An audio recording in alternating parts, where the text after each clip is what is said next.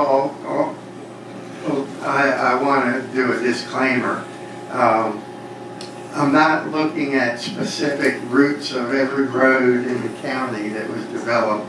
That would just take too much time. I'd have to be able to read surveys and be able to plot it and on. I'd like to find somebody that could do that. It'd be kind of interesting. But this is just basically looking at the roads, first roads that come into this area and where they went. They kind of could give you an idea of the settlement patterns, where people were settling at which time. And also, the other disclaimer is, when I say Hampshire County, I'm talking about Colonial Hampshire County, which included Mineral now, Hardy, part of Grant, and Morgan. So when I'm saying Colonial Hampshire County, it's basically the entire region. And that is a Fry and Jefferson map from 1755. You can see some folks plotted on there. Joseph Edwards, Thomas Parker, up in Hampshire County and others elsewhere. But it encompasses where it says Devil's Backbone. That's basically the start of Hampshire County, the Fairfax line, the very southern part, actually even part of Pendleton County, which at the time was Augusta, which is one of the problems in trying to figure this out. This was Orange County, Virginia, up until, 1738, but the Frederick County court didn't get operating until 1742. So anything that you want to find, any roads, you have to go into Orange County until 1742. And then in 1742, you have to look at the county records in Frederick County, which is in the library on microfilm. But I'll talk about that a little further. But how I got interested in this, I was not looking for roads. I was looking for military stuff. And as part of going through military correspondence, you mentioned roads and things. And, I didn't think much of roads, how'd they get there, any of that, but the military was using them. And then I was looking at all things military, and I figured, well, I'll go over to Frederick County and look in their order books for the county court, see if I can find mentions of forts being built or things like that. Well, I was seeing mostly orders for roads to be built, and there was loads of names on them, and I was recognizing a lot of them as Hampshire County names I'd seen on grants and things like that. So that got me wondering, okay, well, how did these roads get built? And I had to look into county government, local government, and how it worked and how these roads got started. So the county court is the local unit. I guess you consider it the county commission that we have today, but it was called the county court, and there were members of it called justices of the peace, and they were appointed by the governor. And a lot of people think that, well, they were important people, wealthy. No, they were just well-known citizens in the area. They got their names, down to the governor. A lot of people. Joseph Edwards was one of the justices of the peace, and they served as long as they wanted to. And when you see all of the hassles and things involved, you can see why some of them didn't last very long. And they met once a month. That's how they started until the populations in the further east, they were meeting as much as 3 or 4 times a month. And they mostly presided over legal disputes.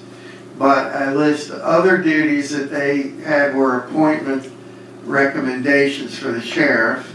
The sheriff was approved by the governor and the council, but was recommended by the justices.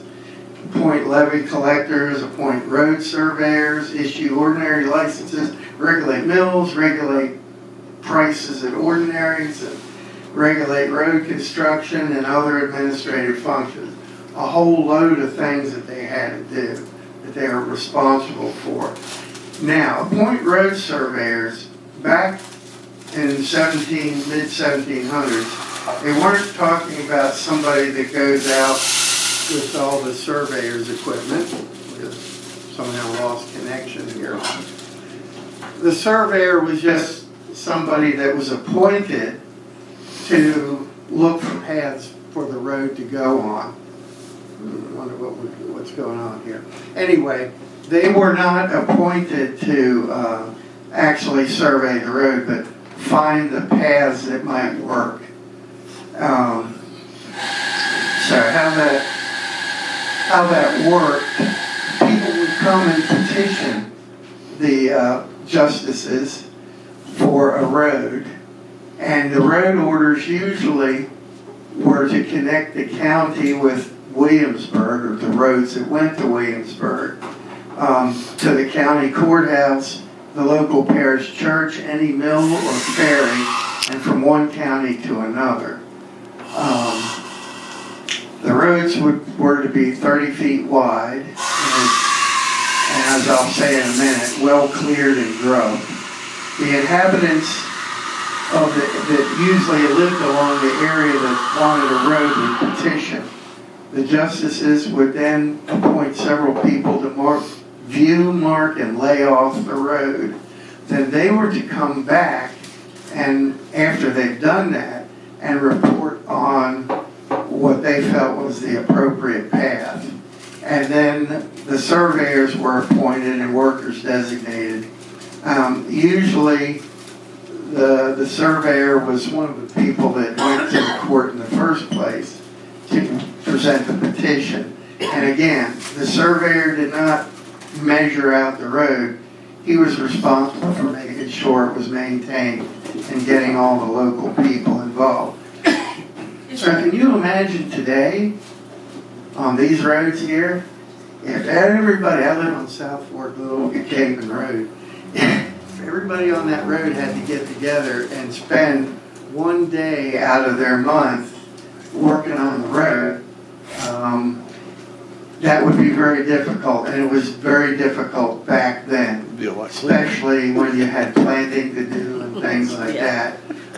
It was very difficult, and I'll get into that when we actually get down to the nitty-gritty.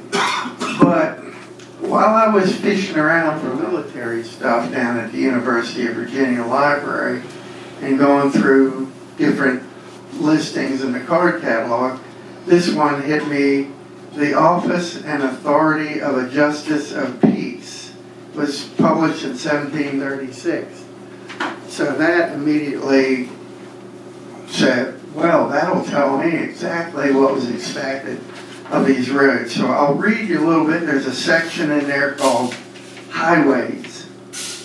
Public roads, 30 feet wide, well cleared and grubbed. To and from Williamsburg and every county courthouse, parish church, mill or ferry, and from one county to another, shall be made and kept in repair by surveyors thereof in their respective precincts. County courts may alter old or order new roads and shall annually appoint surveyors. And those are the guys responsible for maintaining the road.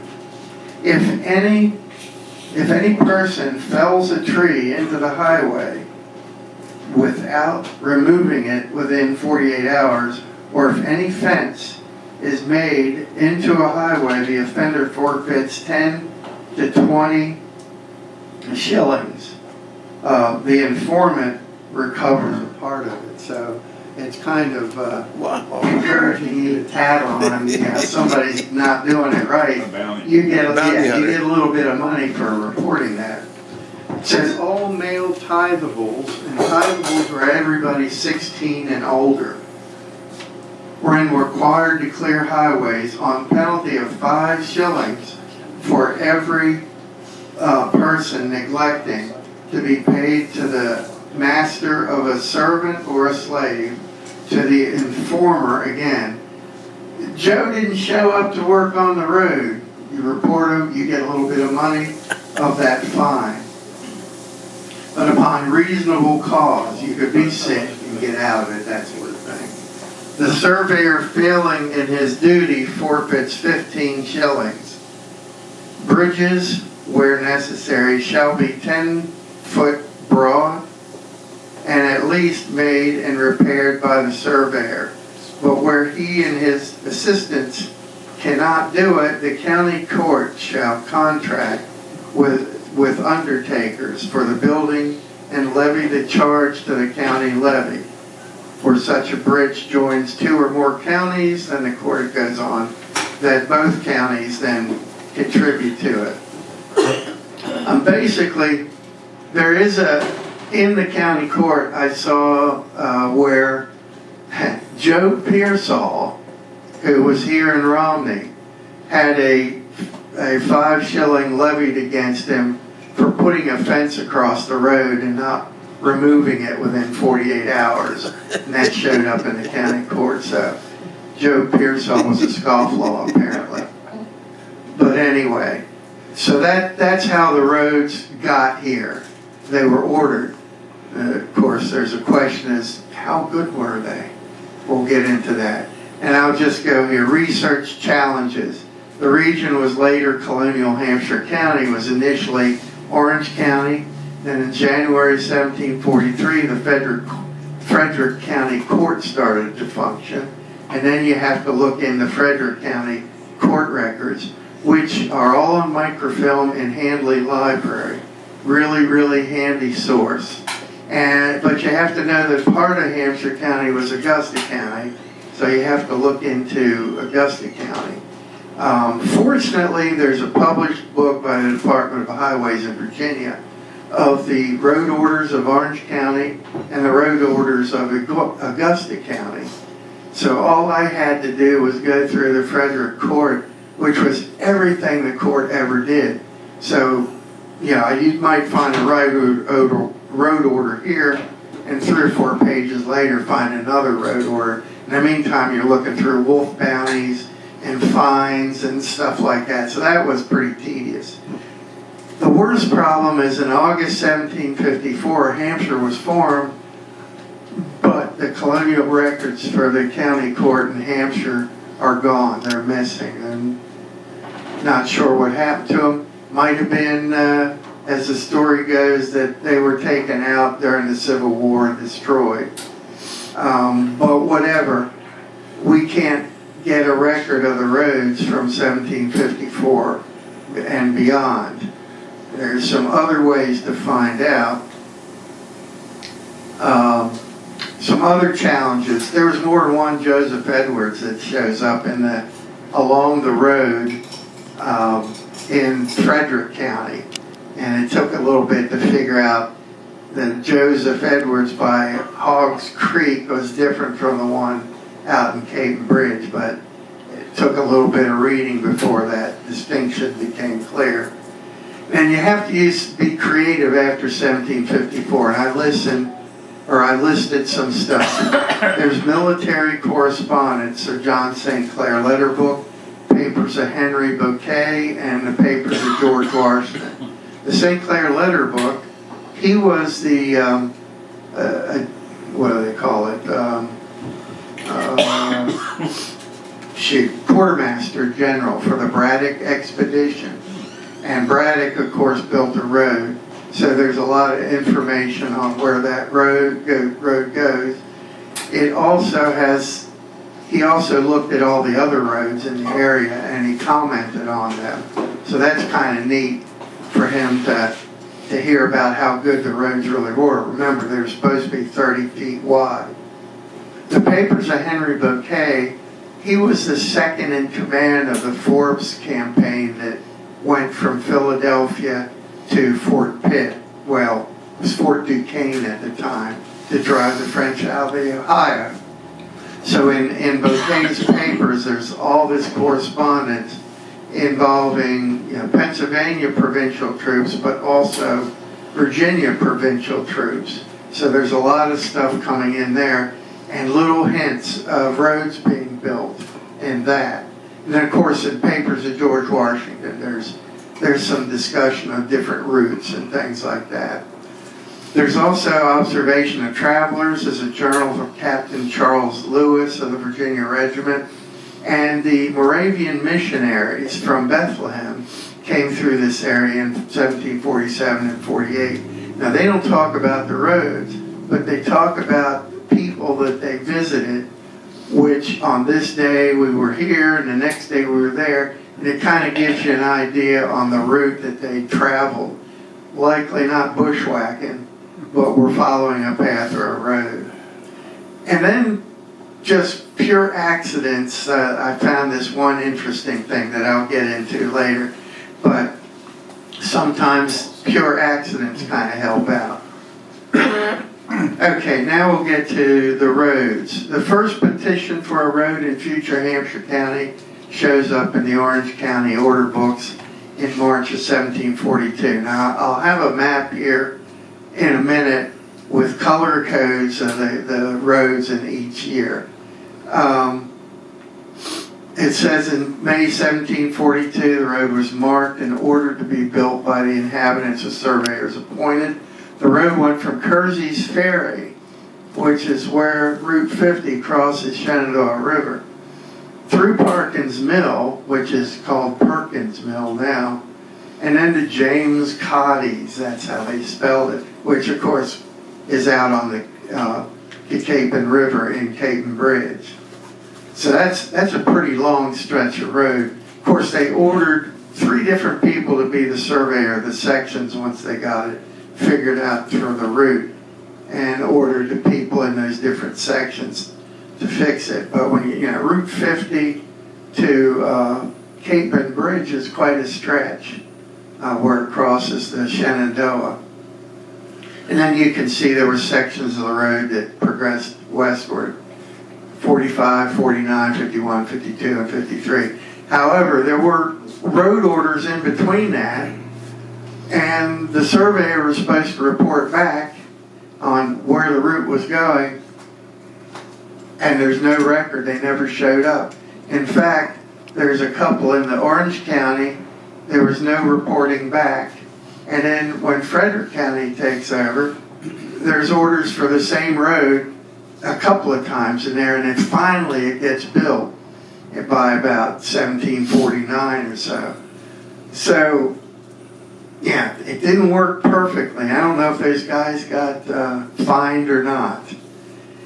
And that's the next one there, I say. And then beginning in 1754, in the Frederick County order books, there's lots of entries in there assigning surveyors, but their jurisdiction all stop at the county line. So at that point, that you don't know what was going on. So, okay.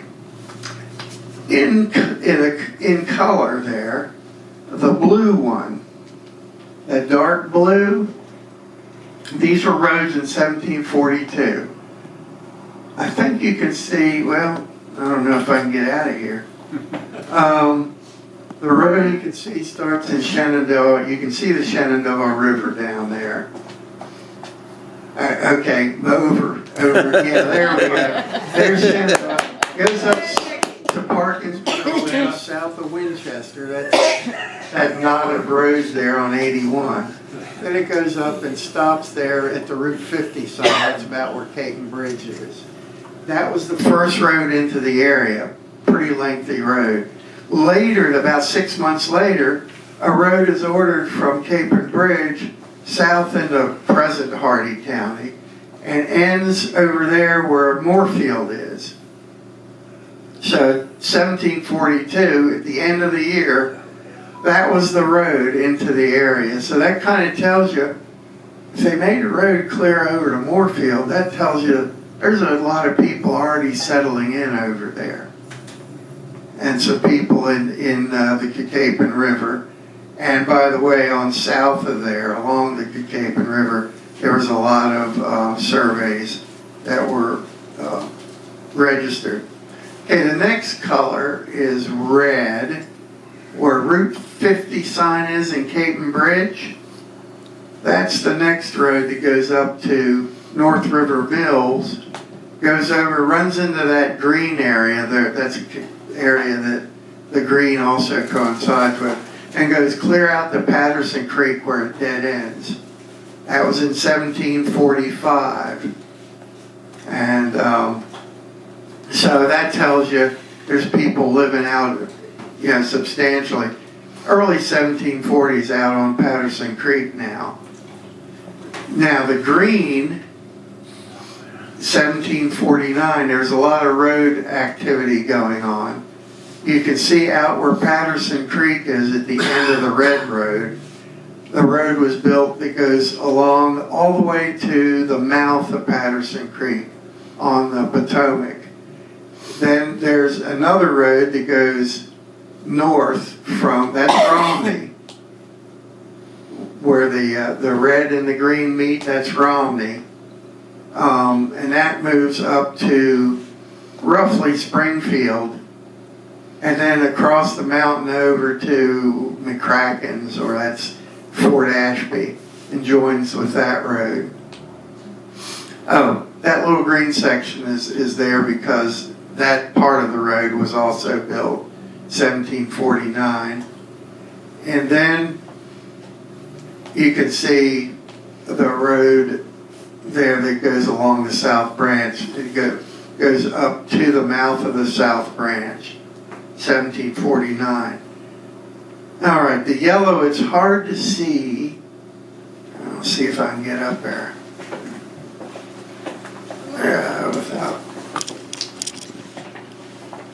The yellow's not real visible, but starts up here, comes down to here. That's the South Branch River Road today, goes up along the trough. That was put in 1751. And then the dark red, 1752, runs from Moorfield up South Fork. So by then there was a bunch of Germans living up there. And according to the Moravian Journal, they were seeing a lot of people up there.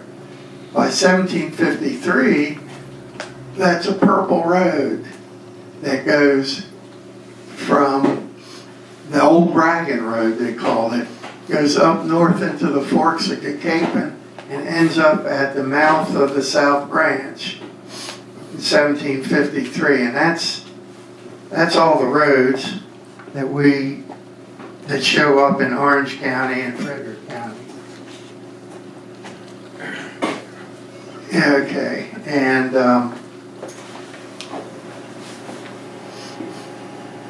that's it. You can kind of get a feel for the settlement patterns as those roads get extended. Usually it's 2 or 3 years between the time a road is put in and the time that somebody asks for it. So in 1742, somebody probably asked for it in 1739. It's kind of not any different the way it is now. Sometimes you never get the road, same thing back then. Okay, and that is a 1753 map, close-up of the Fry and Jefferson map. And you can see Fredericktown's Winchester. You can see a road. It's not, real accurate. It doesn't really travel north like that, but you can see that it goes along Back Creek. It doesn't even have it running out to the Potomac. But you can see where it comes into Edwards, goes up to Thomas Parker, basically Coldstream Road. Phipps there is near, Barnes Mills. Comes Pearsall's is Romney. And it goes on out to George Parker's on Patterson Creek. Goes along Patterson Creek up to McCracken's, which is now Fort Ashby. And the last part of the road that goes up there, which is not in any of the order books, but it's shown on this map, that was the Ohio Company built that section. So they kind of jumped off of the Patterson Creek Road and moved it up there to where Cumberland, Maryland is. They had a storehouse that they built. So the Ohio company built that little section. But that's the way it looked. You can see a thin line running north and south. They have there. That's What year is that? That's about 1753. Okay, and I say no order books. Now what? There were military that occupied through this area. And as I mentioned before, the Braddock expedition to Fort Duquesne had Sir John St. Clair's letter book, which I am going to read some stuff. St. Clair actually reported a lot to the king's brother, the Duke of Cumberland, who was in charge of all the British military. So he apprised him on some of the road stuff. And he describes some of the roads to the Duke. The road from Joseph Edwards to the North River is very bad. That river, this is actually, I'll get to that in a second. Let me read what he wrote to the Duke of Cumberland. The 16th of January, this would be 1755, I set out for Fredericksburg and got to that place on the 18th, being 104 miles, a very good road. I saw at that place 190 men of the companies raising the Providence. I was from the 19th to the 22nd in getting to Winchester, which is 93 miles, of very bad road. And then he says he saw a detachment of troops. From the 23rd to the 26th, I was on the road to Wills Creek. That's through Hampshire County now. This is 85 miles of the worst road I ever traveled. That tells you how good the road surveyors were. And greatly lengthened by the roads being in the channels of the rivers, when they might be shortened by cutting them along the ridges of the mountains, which Lord Fairfax has promised me should be done about this time. This will shorten the road about 15 miles and avoid the bad road by Patterson's Creek. For his purposes, they needed wagons to travel them. So if it's a bad road, a wagon can't go on it. So it needs some work. Then later on, in St. Clair's letter book, he writes letters to Lord Fairfax, who's ultimately the one that can kick the surveyors into getting something done. He says the road from Joseph Edwards to North River is very bad. That river has neither canoe nor float on it, and though the ford is deep and at the bottom very stony, the ford of the Little Cacapon is not near so bad. There is neither canoe nor float over it. I should have been glad to have found the new road marked out, which was only done at the further end, 5 miles from Joseph Pearsall's. Now the new road he's talking about was a road over Middle Ridge, and that'll come up here in a minute. But it was a way to get shorter to the Patterson Creek Road. Anybody been on there over Middle Ridge down to, Cook's Road? Yeah. Tony Cook's Road, yeah. Well, that's it. That was eventually done. Which is still not paved. Yeah, right. Well, it's probably a little, you could get a wagon down there and some cars, so it's probably a little better. Your lordship's carpenter is to go to the south branch by the first of the month to build a float over the river, which is generally wanted. It will be likewise good to have a float made over Patterson's Creek, where the new road that is to be cut to cross it. I should likewise be glad to have seen that road, but no part of it was marked. I could pretty well guess where it joined to the road in the valley. What is a float? A float, a big flat boat, Oh, okay. so you can put wagons, cannons in this case. Yes, yeah, okay. I must recommend it to your lordship to give directions that all new roads which are to be cut may be made at least 30 or 35 feet wide and carried along the ridges of the mountains as much as possible to avoid the valleys. Should the expense of this be too great for the county to bear in its early infancy, I shall do my duty to recommend it to the governor to have the general charge of it. So he's like, don't let money be an object. We'll get you paid one way or another, but do it. Okay. And these roads were just built by the property owners in the neighborhood? Yeah, the people, yeah. Anybody living along the route of the road was obligated to work on it once a month. But as you can see, there's other letters where he gets really frustrated with Fairfax. The road's not built. You know, it must be done. Time was running out. So he ends up getting the carpenter companies, or the pioneer companies of the Virginia Regiment, which were basically like the engineers companies, the laborers, to make the roads and get it done. Let's see. Yeah, so now he describes from Winchester to Joseph Edwards, there's 25 miles. At this place, a great river of Cacapen is to be crossed in a float. A good camp at Edwards. From Joseph Edwards to North River of Cacapen, 6 miles. Here is a stony ford without a float or canoe.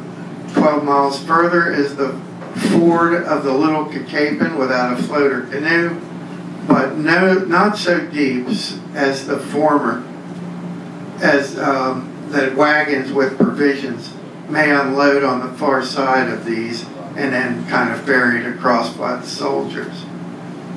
It says at the 10 miles further is Joseph Pearsall's, a tolerable camp. At Joseph Pearsall's, the south branch of the Potomac is to be crossed in a float, and his best road is along Middle Ridge to cross to Patterson's Creek at William McCracken's. Here's a canoe, at William McCracken's, here's a canoe, a float to get over. This route has no water on it for 10 miles. So anyway, that's a description of the actual condition of the roads and the fact that it was not suitable for the Army to use, so they had to do some extra stuff. But he did contract with somebody to build floats, and they were actually there to move them across. Also, up on the Braddock's Road that went up through Forks at Cacapen, but we'll get to those. Papers of Henry Bouquet leaves some information in there and also some hints at some beginning economic activity. And Washington's papers also is used to verify the existence of some roads. Okay, so I wonder if this arrow works, if you can follow it around. In the black, this is Braddock's Road that St. Clair had cut. It joins an existing road of 1753 and basically takes off at Little Cacapen and then crosses over. It goes up to Wills Creek, so it's in Maryland there. The light blue is, okay, where is light blue? It's not showing up. But I believe this is supposed to be light blue. It didn't come out. But this is a road from Forks at Cacapen over to around where Springfield is. Adam Stephen remarked that there's a shorter route that they could go from Enix and over to Fort Ashby, where the fort was. And he said people were using it for a mill that was down here in Springfield, Ross's Mill. And then the road was continued over. And Washington ordered them to build it. So I'm guessing that it was actually done. The military was better at getting things done than the civilians. And then in pink, this is supposed to be pink. It looks more pink than here. But this is from close to Oldfield.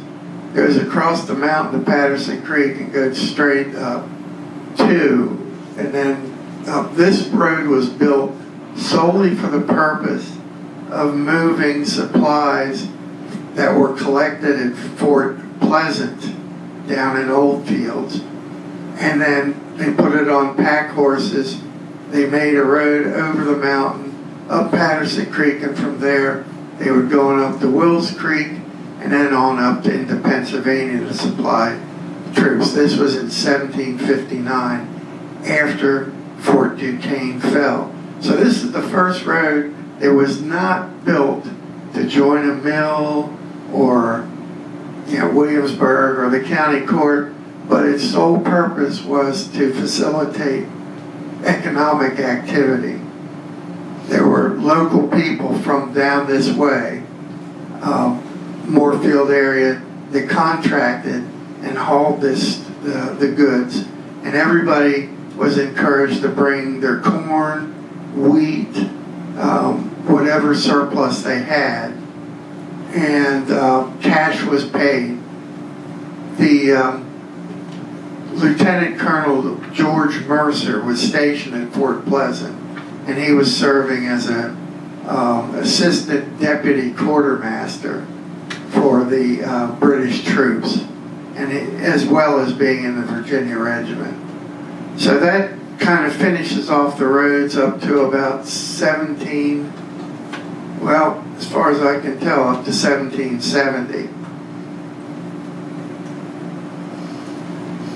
And this is out of the big papers of Henry Bouquet. This is Washington's sketches of the roads up to Cumberland. You can see this is the old wagon road, the first one to Joseph Edwards, and then Pearsall's, Patterson Creek, that's Cox's Fort, and then up to Fort Ashby, and then up to Wills Creek. Then he shows the alternate route, which is Braddock's, that goes up to Little Cacapen and then over. So that's just kind of verifying those main roads that the British Army, the Virginia Regiment, was interested in. Those were Washington's sketches? Yeah, that's Washington's sketch that he sent to Henry Bouquet so that Bouquet could understand what was down that way, because Bouquet was up at Pittsburgh, or Fort Pitt. Okay, so this is some unfinished business. Exact paths of the roads on the land. I've collected all the survey warrants and grants, and listed everything that lists a road on it. And then there's the surveys that are also available. They have all the coordinates on it. So then the challenge would be to find somebody that can transfer that on the U.S. Geologic Survey maps. And then you'll be able to plot exactly the places that the roads go, rather than the general sort of thing that I've done. And that's an example of one of the surveys that can be used. You can see Cacapen River on it. This is Hughes grant. There's the Cacapen River, and you see all the coordinates are there. If you find somebody that can read that does surveying, then we can find, because this plat here mentions a road. It doesn't show it, but it mentions a road. Oh, shoot. Oh, wait a minute. Let me get back. How can I go back? There. Whoop. Well, let's see. I'll have to run through this real quick. I did have, I don't know what happened to it. But I was looking at, I wonder what happened to it. I was looking at the papers of Adam Stephen, who was a lieutenant colonel in the Virginia Regiment, hoping I could find some information on what the military was up to in the 1760s. In his papers, there was a plat in 1769 dated of 5 plats of land that's on the Trough Road, starts from Sawmill Run, and what does that run on the other side in Hardy County? But anyway, they're all listed there, and on it, along the entire length, is a road. It says Wagon Road, so that's evidence that road was there and it was good for wagons. And it also plots Samuel Dew's house on the first plot that's on there. That was 1769. I'm trying to figure out, why would he have it? Well, it was owned by some merchants in Philadelphia, the Wharton brothers, who are famous because of the Wharton Business School up at University of Pennsylvania. They were actually speculating in land all over here after 1760, and apparently Adam Stephen was a land agent for them down here, and so he had the plat in his papers. So anyway, and if for further reading, I had these up on the Hardy County genealogy webpage since the last portion of the 90s. So if you go to that URL there, that has the road orders listed with all the names of everybody. It's exact. And then there's other, if you look at the next one, that's the entire, I have a bunch of different notes on there. It has that plat of Adam Stevens on there, and it also has some newspaper articles from the Pennsylvania Gazette on captives that escaped from Indians in the Pontiac's War in 1763, and several other things if you're interested. So that's that. Do you have any questions about any of this? Were the roads built primarily at the request of property owners, or the Army was looking for a way over the mountains? No, the Army tried to get Fairfax and the county courts and the surveyors to build some sections of the roads, and he just couldn't get them moved, so they just went and used their own labor. And they also built their own floats, ferries, so that also facilitates some commerce for the people living in the area to move things on ferries. So yeah, the roads were built by the petitioners, were usually the people that lived along the route that they wanted, and then that was presented by a couple of people to the county court, the justices, and then they would order it. Usually the guys that came in with the petition that would be ordered to view and lay out the route, they were supposed to come back. Sometimes it'd be a month later,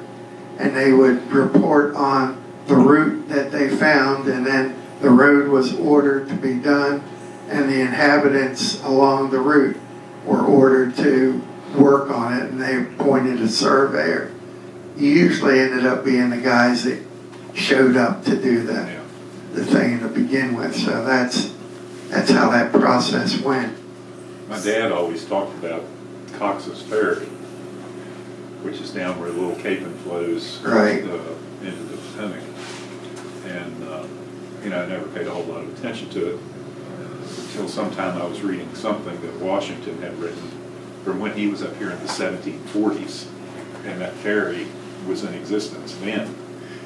Well, Or thereabouts. That was a friend Cox's place. Frank Cox. The ferry actually shows up on the record when St. Clair orders ferries to be built there to ferry the troops across the river and follow the road. So that's probably when it actually happened, because there were no roads there before then. And it was Friend Cox's place. Yeah, I recall that name now. Yeah, it was right at the mouth of the Little Cape in the Potomac. And that's a place that local tradition has held that there was a fort there, Cox's Fort, but was not likely a fort. Later on, they ordered a storage house to be built there, so it was probably a storage facility for the military. It probably had some defensible qualities about it that you could get in. Did I hear you say friend? So he's Quaker? Probably, yeah. His first name was Friend. There were a few Quakers out here, but not too many Quaker churches. I kind of think that the necessity of protection during the French and Indian War, either people left or they had to throw out their pacifist ways in order to survive. So Gary, you mentioned, you kept talking, was it a Joseph Pearsall that you kept mentioning? Job, I meant Job. Okay. It's Job I didn't know if I Pearsall. was My not hearing mistake. you right or not. Yeah, Yeah. part of it is in the records, they give him the name of Joseph. And other times you see Job. But it's the same person. Yeah, Because yeah. I don't ever remember Joseph. Yeah. There's also a lot of crazy spellings of it Oh, too. my Lord, yeah. So, yeah. Well, Same they with- spelled it how they heard it that day. Yeah, generally. And you could tell where the person was from by the way they wrote it. If they were Irish, they would say it differently. And it's like the Cape River, it's always spelled Cape Pond, H-O. Maybe it was P-H, I don't know. Usually if it was a sound, you'd have an F, not a P-H. So it might have been Cape Pond, might have been how they pronounced it. When I'm reading like a lot of the old order books and the minute books, I run across surveyors, but I also run across overseers of the road. They used, Is that it the was interchangeable, yeah. Okay. Sometimes you'll see overseer. In the very early part, you see surveyor. And then you get back into Then you get the a mix. 50s and 60s, yeah, you'll see overseer.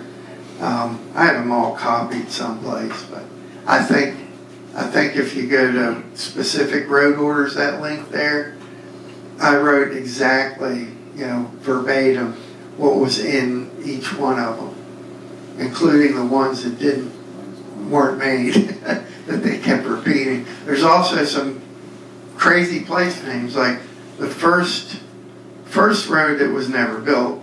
It was supposed to go down to Haywardstown, and I was talking with somebody, and it seems like Haywardstown might have been where Fisher is, down in Hardy County.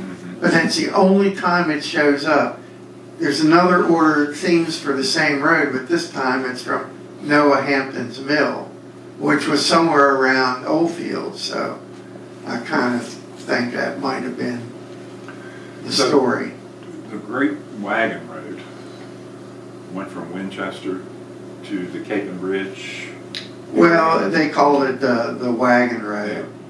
But that was sort of the precursor to the Northwestern. The very first, the very first road goes out to Cawdy's from where Route 50 crosses the Shenandoah, goes through Perkins Mill. Yeah. And so that's the very first road into the area.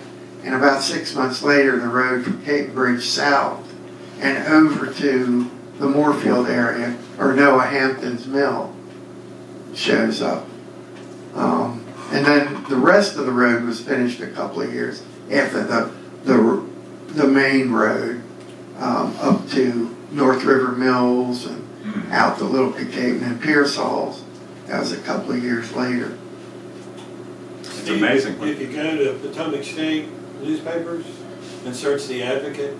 Dr. Kearns, I think, Uh-huh. did a pretty big article on the Wagon Road, didn't he? I don't know, I haven't seen I that. think that's in there. Yeah, I mean, it went through Gore Yeah. and across Hogs Creek. Jeremiah Smith, they call him Jeremy Smith.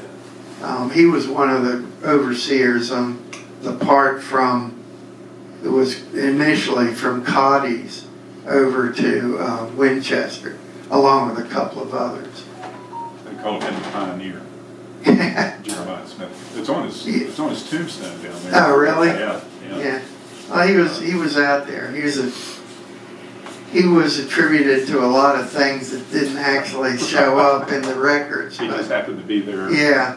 Or they get confused with somebody else, over the Smith years. is pretty common name. Yeah, well, they, like up in 1756, there was a skirmish with some Indians, and a Frenchman was killed, and he had orders around his neck, and all this showed up in Washington's papers.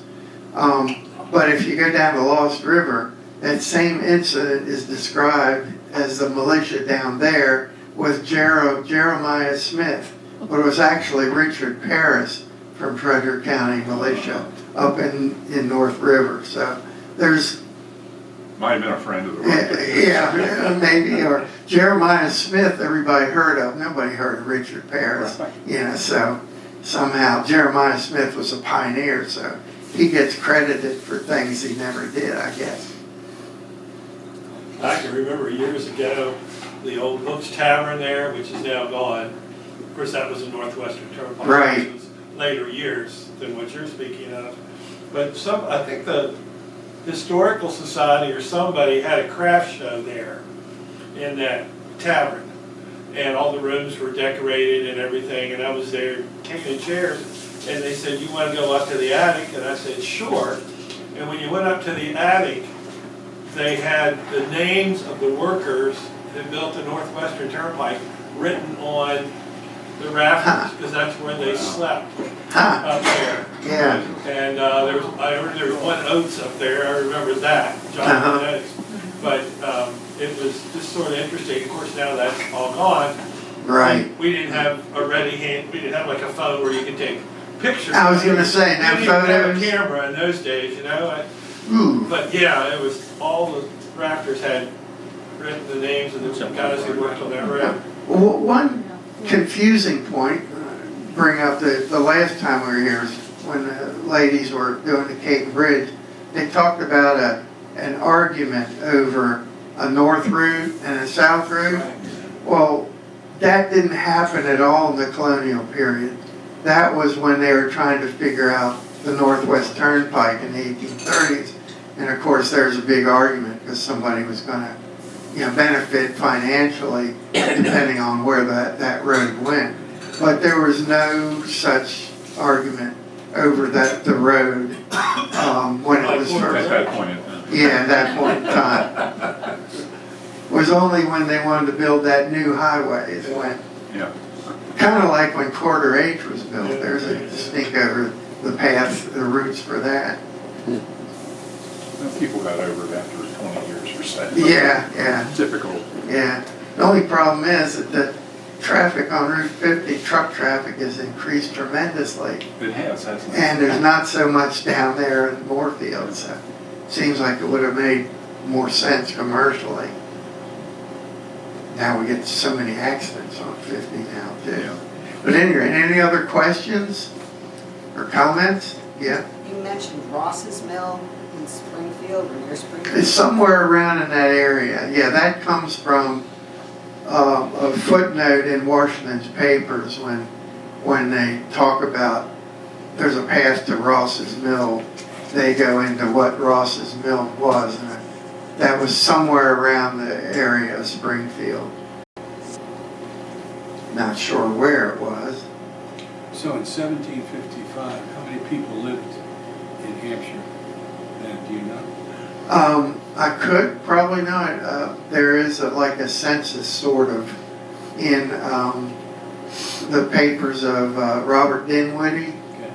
and it goes through tithables in each of the counties. So I could give you a rough estimate, but I don't have that with me right now. Those would have been adult males over 16. 16 years old adult males, Yeah, yeah. that's what the population, Yeah, that's how they count it. Yeah, I didn't. Yeah. They didn't Okay. count that. And it counted also any slaves also, 16 and older.